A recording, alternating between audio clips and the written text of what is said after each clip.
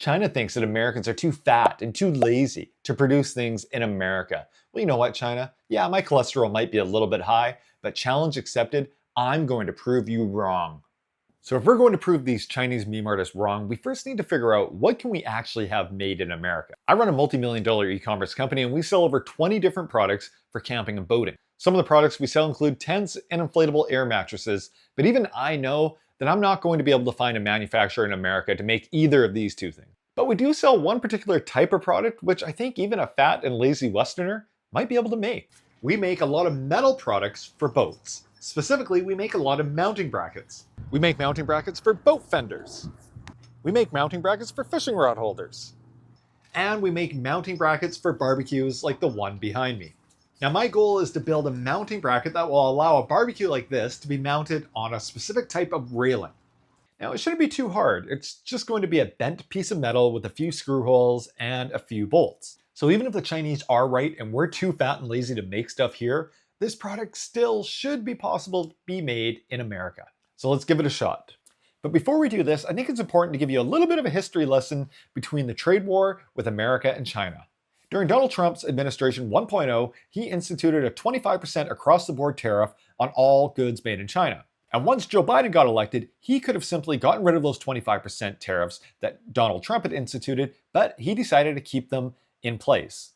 So some of us survived even with diminished profit margins, but that all changed in 2025 when Donald Trump 2.0 took office. So as of this recording, Donald Trump has basically implemented an additional 30% tariff on top of all the existing tariffs on anything imported from China. So for businesses like me that already had devastated profit margins, basically it means it's nearly impossible to be profitable as somebody who imports from China. And this is why myself, along with countless other small and large businesses, have had to start looking towards America to have our products manufactured. So let's talk about having that mounting bracket made in America. So the first thing I want to do is determine what this thing would cost to have done in China first. So I'll do what I always do. I'll simply give my supplier in China a brief overview of what I want that product to look like and ask for a rough price. I'll make a simple paper drawing of what exactly it should look like. I'll mark down the approximate sizes and I'll send it off to my supplier and wait for a quote. All right, while I wait on that quote, now that I've basically proven the Chinese wrong that we're not all lazy, let's work on the second part about their stereotype, that we're all fat. Oh wait, someone's calling. Wait, ni hao. So my supplier responded and the next morning gave me a quote of $8.90. Now this was quoted as ex-works, which basically means that I'd still need to pay the freight to get it from their factory into America. Now on a small trial order, I'd probably use air freight and I'd end up paying somewhere around $2 per unit to have it shipped. However, if I ordered more units, I could easily get the cost of freight down to about 25 cents per unit with sea freight. But the big cost, of course, is tariffs. So for a product that I would pay $8.90 for, I would pay about $6.23 in tariffs. I'd also pay about $2 in freight for a grand total of $17.13. This was my cost to have something made in China. Now the other problem though is lead times. Even with air freight, I'd be looking at about 5 to 10 days to have my product shipped and up to 30 to 40 days if I paid for slower sea shipping. Now, shipping times are definitely slower from China, but let me tell you a little piece of China manufacturing magic called China Speed. So the Chinese make absolutely everything, and that's probably not news to you. And yes, the Chinese can be cheap, but that's not the only reason the Chinese are good. First, they can work with very limited information. I can give them a sketch of something on a paper napkin, and they will do the rest. And yes, shipping times from China can be a lot longer, but they have one other advantage called China Speed. China Speed is basically the speed at which things get done in China. Anyone who's ever been to China on a business trip has probably experienced China Speed at one point or another. I'll always remember my first experience with China Speed. I brought my supplier in Ningbo a sample of a bag that I wanted to have made. It was a bag that goes on the back of an ATV. I showed my supplier the bag over tea and she said, hey, why don't we go for lunch and when we come back, the factory will have a quote prepared for me. I thought this was fantastic. Within an hour or two, I was going to have a quote. However, when we came back, I was in for a surprise. She did not just have a price estimate. The factory, while we had eaten our dumplings, had prepared a full, real sample of the bag already cut, already sewn, along with a selection of different items that we could have added to the bag and their exact cost for those additional items. And that is China speed. Getting a quote on a barbecue mounting bracket in a few hours with a paper napkin sketch, that is also China speed. So with or without China speed, I was determined to get something made in America. Well, that was until Donald Trump did something unthinkable. Donald Trump upset the feelings of a Canadian. Trump started talking smack about America's best friend, Canada. And me as a Canadian, I was deeply offended. He even started talking about making Canada a 51st state. I called him Governor Trudeau because they should be the 51st state, really. It would make a great state. Now, sure, was this simply Trump being Trump and maybe trolling our PM, who he despised and, to be fair, a lot of Canadians also disliked? Yeah, maybe. And yes, does every Canadian secretly wish that we were part of America? Yeah, that's probably true too. Being a 51st state and not having to worry about customs would make going to Vegas a lot easier. But that's a choice for Canadians to make, not Donald Trump. So, out of pure resentment, I decided to try and have my product manufactured in Canada and not America. So I tried to find a local factory to have my product manufactured for me. I called up several factories, most of them ghosted me, but eventually one of them actually responded to me. I told them, hey, I have my paper napkin design ready to go. Can you give me a quote ASAP? And man on the other end let me know that, sorry sir, we don't do paper napkin sketches here. You're going to need to have something called a CAD design done. A CAD design is basically a computerized 2D or 3D drawing of my product that I want to have made. For me, this was completely new. For over 10 years, all I would provide to my Chinese suppliers were paper napkin drawings. Sometimes I would give them samples, but regardless, they would handle everything. Now this right here is where Chinese factories and Western ones differ so much. The Chinese, they will work from very rough drawings. I can give them a paper napkin drawing that I've sneezed on and coughed on, and they will turn it into chicken salad. And the Chinese factories will be happy to give you a rough quote. The truth is, if they quote wrong, they'll do everything to keep that original price. Sometimes that means them losing some profit margin. And sometimes, and more often than not, it means that they're going to substitute materials for a lower quality material, most of the time without telling you that they did this. Chinese factories also accept that sometimes they're going to produce products with problems. But to them, this is an unfortunate byproduct of China speed. They've done the math. They know that overall they're better off producing products quickly and sometimes with problems than slow and meticulous like the West. So for the next week, I researched about CAD drawings. I even tried to learn how to use special 3D drawing software. And yes, I even tried ChatGPT. Hey ChatGPT, make me a 3D rendering of this paper napkin sketch. Unfortunately, it couldn't really do it. So in this situation, I did what everybody does, and I went to Upwork and found a 3D CAD designer to make my design for me for about 50 bucks. Turns out that he had a hard time with my paper napkin sketch as well. Hey David, how's it going? I had a few questions. But eventually battled through it and handed me off my 3D step files in about a week. So now that I have these 3D CAD designs done and ready to go, why don't we take them down to this factory, get a quote, and also see what this factory looks like in person. So Mike showed me all around his factory. He showed me all their types of steel. He explained to me how expensive it was. He showed me all of their fancy equipment and machinery. And he gave me a quote. The quote was about $25 Canadian, which works out to about $18 US. I asked Mike if he would package everything up for me, put it in a nice box, and also include the screws and hardware that I needed to have included with this product. Mike explained to me very eloquently that their factory wasn't quite the same as a Chinese factory. This is not a full service China place, eh?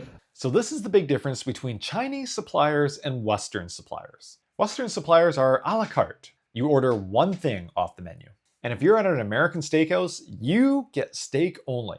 If you want tacos, you need to do it yourself and go order it at the Mexican restaurant next door. The Chinese suppliers, though, are different. They're like what you might say is a Chinese buffet. They have sweet and sour pork, they have fried rice, and they have egg rolls. But they also have lasagna, they have burgers, and California rolls. Oh, and you want tacos and they don't have it? No problem. They'll walk across the street and get those tacos for you. Yeah, the quality at the buffet might not be the best, and sometimes you might get burned and be left hugging the toilet at 4 a.m. But the selection and price cannot be beat. So I did the math and figured out that the boxes were going to cost me about $1 US each, even if I ordered the cheapest ones off of Amazon. And that hardware I needed, well, it was going to cost about 50 cents each. I also factored in about a $2 cost to have each product assembled with the packaging and with the hardware included with it. So this would bring my total of these brackets to well over $20. This was almost twice the cost that my Chinese manufacturer had quoted me. And on top of this, I was still going to have to find the boxes myself, find the hardware myself, and find a warehouse to package it all up for me. And not to mention, I would still have to pay the freight and duties into America. Now, this would be significantly less than from China, but would still cost approximately $2 per unit.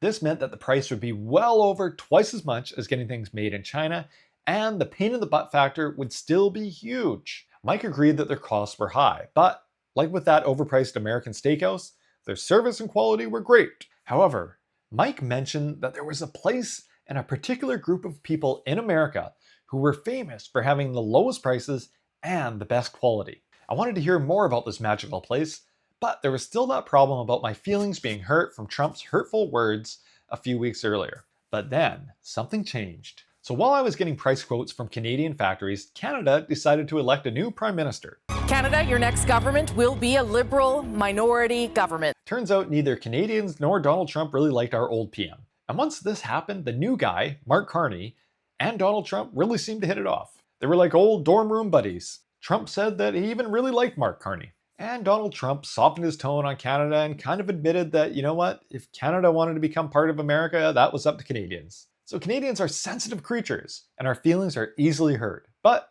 we also have short memories and we forgive pretty easily. So with this softened tone, I was ready to hear about this magical place that Mike had mentioned about in America. So what was the name of this magical place where cheap products and good prices exist? It was called Amish country. Now it turns out Mike wasn't totally kidding. The American Midwest is a mecca of metal producers, machinists, and fabricators. And thanks to their centuries of experience combined with a low cost of living, the Midwest, or as Mike called it, the Amish country, is known throughout the world for their incredible quality and prices. And while the people operating these factories come from all walks of life, Mike was actually kind of right, and there are in fact a lot of Amish machinists and fabricators. So I reached out to some of these shops, but ultimately my friend Ketch in Indianapolis put me in touch with a friend's factory called Indie Project Factory. I called up the phone and spoke to the owner, Mark, who was extremely helpful. I told him all about my barbecue mounting bracket. Mark gave me some advice on improving my CAD design and improving my materials, and also told me a bombshell. There was a place in America even cheaper than the Amish, and that place was the internet. So it turns out that there is a whole industry of online-only manufacturers. They can provide you instant quotes, fast lead times, and cheap prices on one condition. You need to have your 3D drawings and CAD files already done. And thankfully, thanks to my friend in Colombia, I already had this done. So there are a lot of players in this online-only manufacturing world in America. One of the largest is a company called Xometry. They're a public company on the NASDAQ with hundreds of millions of dollars in revenue. Never heard of them? Well, neither had I. They can produce almost anything, including metal products and even plastic injection molded products. However, Mark from Indie Project Factory explained to me that Xometry is basically a marketplace. And with a marketplace, it means that there's going to be big marketplace markup. He said for a project like mine, he'd send it to a place called SendCutSend. So I went to SendCutSend, uploaded my file, and got a real-time quote. The overall cost would be about $16.24. This was a little bit cheaper than Mike's factory in Vancouver, but it also included free freight, and being made in America, there would of course be no tariffs. However, I would still have to pay $1 for a box, 50 cents for my hardware, and about $2 to have my 3PL warehouse assemble everything together. This meant that my overall cost would be $19.74. This was cheaper than Mike's factory, but it was more than double the cost of my Chinese factory's price of $8.90. Ultimately, I sent my order in to SendCutSend, and in a few days, they produced my products, and a few days later, they had shipped it to my warehouse. I checked everything out, and everything seemed to be exactly as my CAD drawings had shown. Now keep in mind, this is about as simple as a product as you could possibly have made. It's one situation when I don't doubt that the Chinese manufacturers could have produced the exact same quality. I had everything assembled into boxes, and sent everything in an Amazon to start selling it. So ultimately, how did the costs compare? Well, overall, I paid $19.74 to get my product landed in America. This was $16.24 for the actual product, $1.50 for the packaging and hardware, and $2 to have a warehouse assemble everything together. The price I would have paid for my Chinese factory all in was $17.13. This included $6.23 in duties and $2 in shipping. So even at 70% tariffs, the Chinese factory was still about 15% cheaper. Now, yes, you could probably argue that long-term there might be more quality issues from that Chinese factory compared to having something made locally in America. However, by that same token, the convenience of speed of working with Chinese factories was far better than working with American factories. The other real problem is that the product I wanted to have made was extremely simple. In terms of product manufacturing, making a basic metal product is about as easy as making a hard-boiled egg. So anyone can make a hard-boiled egg. All you need is the egg and the pot. The real problem begins when you want to have something like beef Wellington made. You don't have the prosciutto, you don't have the Dijon mustard, you don't have the fresh thyme, and heck, you don't even have the baking dishes. And so the question becomes, do we really want to sit around making beef Wellington all day? Or would we rather go to a restaurant where they already have all of the ingredients, they have the expertise, and they don't mind cleaning up the mess afterward? So was China right? Are we really too fat and too lazy to make things here in North America? Well, I did manage to get my product made in America. However, without the cost of tariffs, the cost was more than double that of what it could be made for in China. So we might not be too lazy to make stuff here, but the truth is, it might not be what we're the best at either. However, China, about that second part about us being fat and overweight here in North America. Well, guess what? I have a little bit of a plot twist for you. Seems like you guys have been eating a little bit too much DD takeout. I checked obesity rates, and while they've been dropping steadily in America for many years now, yours have been skyrocketing. So pretty soon, we might not be the only fat ones. Until the next one, happy selling.